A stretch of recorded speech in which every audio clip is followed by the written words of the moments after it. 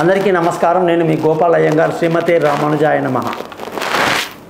మనం ఈ భూమి మీద పుట్టిన తర్వాత తల్లి తండ్రికి ఎప్పుడైతే సంతానంగా పుడతామో చిన్నప్పటి నుంచి మనకు 11వ రోజు మనకు ముట్లు అంట్లు ఉంటాయి, అవన్నీ తొలగిపోతాయి. తర్వాత 21వ రోజు నామకరణం చేస్తారు. తర్వాత కొన్ని రోజులకి అన్నప్రాసనం చేస్తారు. తర్వాత కొన్ని రోజులకి విద్యా అభ్యాసం చేయిస్తారు. తర్వాత మనకు ఒడుగులు కానీ లేదా బ్రహ్మోపవీతం చేస్తారు.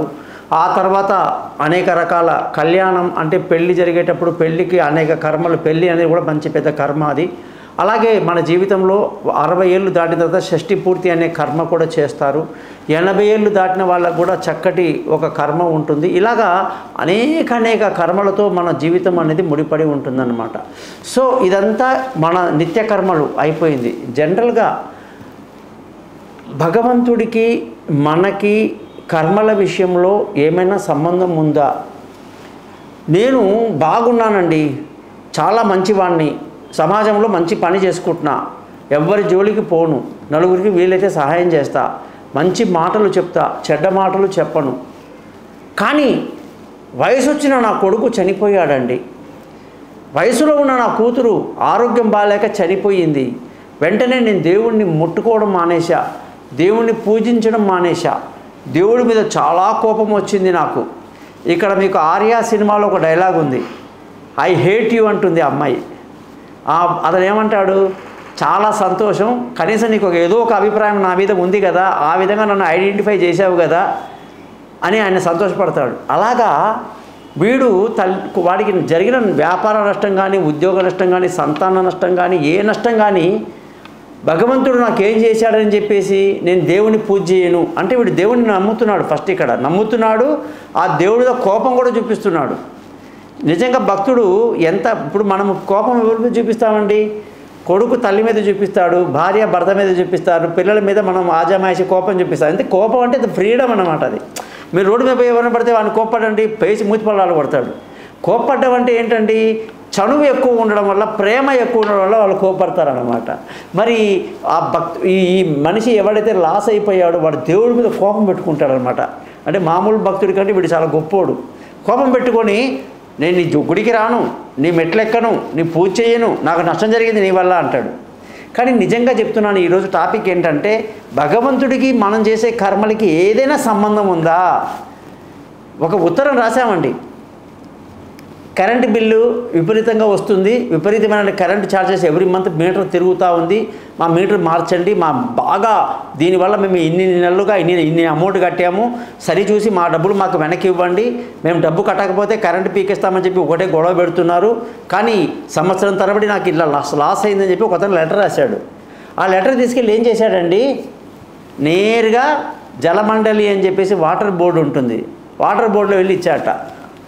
వాడు ఆశ్చర్యపోయాట, ఒరే ఇది నువ్వు రాంగ్ అడ్రస్కి వచ్చావురా, నీకు ఇంట్లో నీళ్లు రాకపోతే, కుళాయి పని చేయకపోతే, నీళ్ళలో ఏదైనా కలుషితమైన వాటర్ వస్తే అప్పుడు నాకు నువ్వేమైనా కంప్లైంట్ చేయాలి, కానీ కరెంటు బిల్లు వాడి ప్రాబ్లమ్స్ నాకు పెట్టావంట రాంగ్ అని చింపి డస్ట్బిన్లో పడేస్తాడట.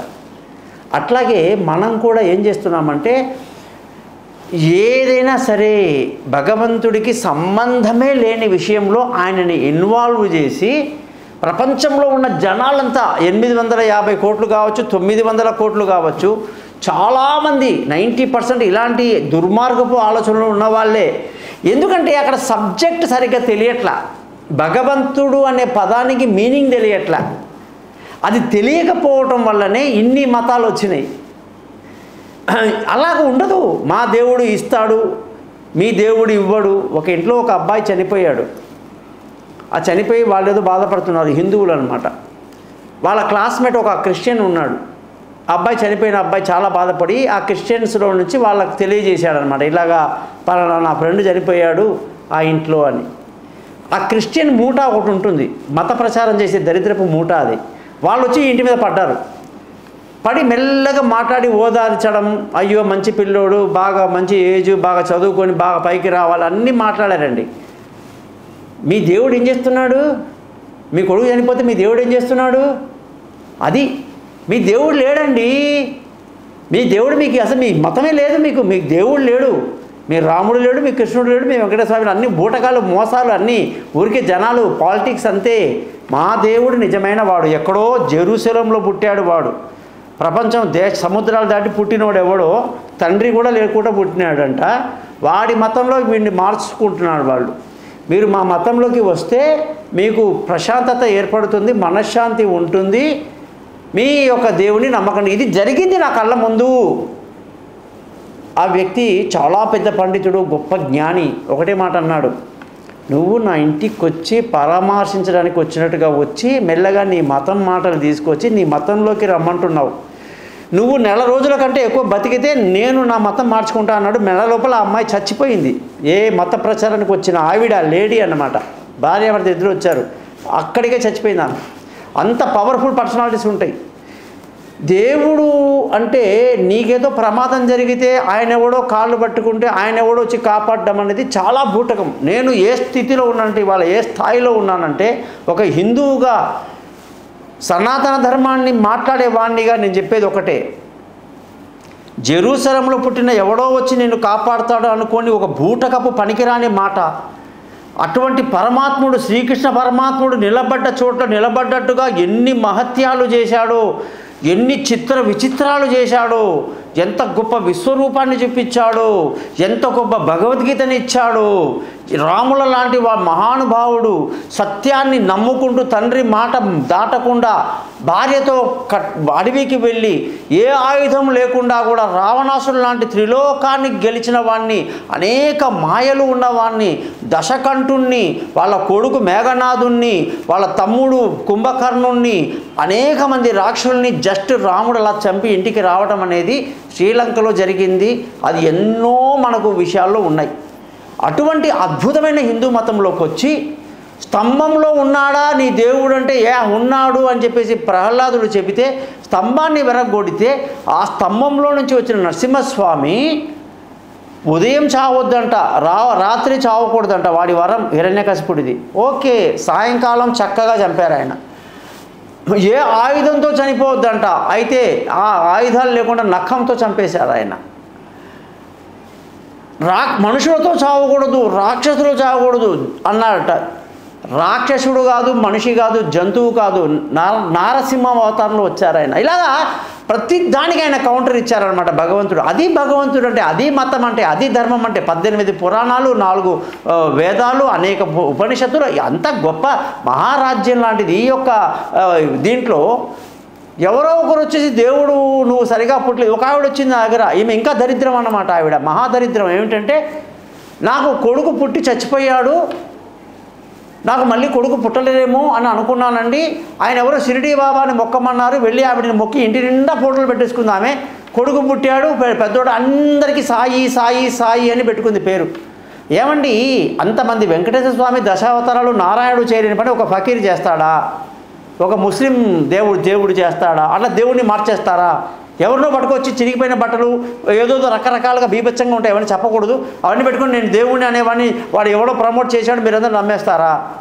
ఎక్కడ వెంకటేశ్వర స్వామి, ఎక్కడ దశావతారము, ఎక్కడ శ్రీమన్నారాయణుడు, ఎక్కడ శివుడు, ఎక్కడ బ్రహ్మ, ఎక్కడ అద్భుతమైన అవతారాలు ఉన్నటువంటి మన భారతదేశంలో ఇలాంటి మత ప్రచారాలు జరుగుతున్నాయి. కాబట్టి భగవంతుడికి మతాలకి సంబంధం, ఈరోజు ప్రపంచం మొత్తం హిందూ మతం తగ్గిపోయింది, క్రిస్టియానిటీ పెరిగిపోయింది, ముస్లిం పెరిగిపోయినారు. మరి మీ దేవుడు ఏం చేస్తున్నాడా అంటే, అసలు ఆయన డిపార్ట్మెంట్ కాదండి అది. అంటే మరి దేవుడు అంటే ఎవరు? విశ్వాన్ని నిర్మించిన వాడు. అవికారాయ శుద్ధాయ నిత్యాయ పరమాత్మనే సదైక రూపాయ విష్ణవే సర్వజిష్ణవే. అన్ని రూపాల్లో వెలుగొందేవాడు. చిన్న చీమలో, మొక్కల్లో, పువ్వుల్లో, వృక్షాల్లో, మనుషుల్లో, జంతువుల్లో విశ్వమంతా నిండినవాడు ఆయన. ఆయనని ఏ పేరుతో పిలిచినా పలుకుతాడు. ఆయన నీకు నువ్వు ఎప్పుడైతే నువ్వు ఆయన నమ్ముతావో, ఆయన జ్ఞానం ఇస్తాడు, విశ్వజ్ఞానం ఇస్తాడు, మాయలో నుంచి బయటపడేస్తాడు. కుటుంబం అనే మాయ, ఉద్యోగం అనే మాయ, ఈ భూమి మీద జరిగే మాయలన్నింటిలో నుంచి మనల్ని బయటికి లాగేవాడు ఆ యొక్క మహావిష్ణువు. కాబట్టి భగవంతుని మనం కోరేది ఏంటంటే, మాకు ఈ మానవ జన్మ వద్దు, మోక్షం ఇవ్వనుకోవడానికి ఆయన డిపార్ట్మెంట్ ఉంది. కానీ నీ ఇంట్లో నీకేమేమైంది, నా పిల్లలు లేచిపోయింది, నా మొగుడు లేచిపోయాడు, నా ఇంట్లో కొడుకు పోయాడు, నా కూతురు పోయింది, వాడెవడికి తాగుడు అలవాటు ఉంది, ఇంకెవడు ఎగ్జామ్ సరిగ్గా రాయలేదు, ఇంకో కోడలి పిల్ల సరిగ్గా లేదు, వీటికి ఆ దేవుడు సూపర్ మార్కెట్ ఆయన ఏమన్నా?